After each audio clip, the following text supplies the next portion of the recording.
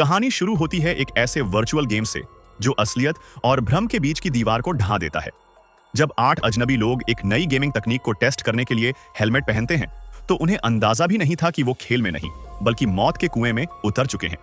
शुरुआत में सब कुछ जादुई लगता है। एक पुरानी खंडहर बिल्डिंग हाईटेक दफ्तर में बदल जाती है और मामूली प्रॉप्स असली बंदूकों का एहसास देने लगते हैं। लेकिन इस 100% रियल अनुभव के पीछे एक खौफनाक सच छिपा था। जैसे ही शाओ बाई नाम के प्लेयर को पहली गोली लगती है तो हकीकत सामने आती है कि भले ही असली शरीर पर जख्म न हो, लेकिन गेम का हेलमेट दिमाग को वो सारा दर्द महसूस कराता है जो एक मरते हुए इंसान को होता है। इंस्ट्रक्टर के कड़ीडीढे नियम है, पहली गोली पर आर्मर जाएगा, दूसरी पर सीधा डैमेज, और अगर समय रहते दवा का इंजेक्शन नहीं लगा तो सिस्टम ही आपकी जान ले लेगा।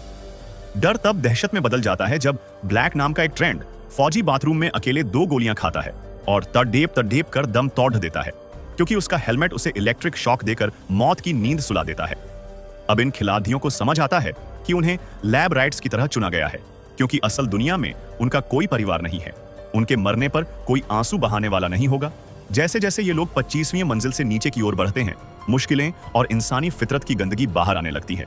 कोई अपनी जान बचाने के लिए अपने ही साथी को ढाल बना देता है तो कोई दवा की एक शीशी के लिए कत्ल करने पर उतारू हो जाता है। छठे खिलाड़ी का पैर टूटना, बम का टिक टिक करता टाइमर और इंस्ट्रक्टर का वो खौफनाक चेहरा जो हारने वालों को सीधा ऊपर पहुंचा देता है, सब कुछ रोंगटे खड्डे कर देने वाला है।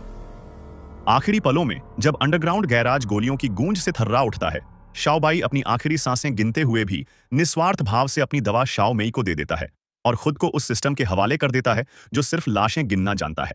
अंत में तबाही और धोखे के इस खेल में जब बम फटने में सिर्फ 10 सेकंड बचते हैं तो शेफ एक रॉकेट लॉन्चर उठाकर आखिरी दांव खेल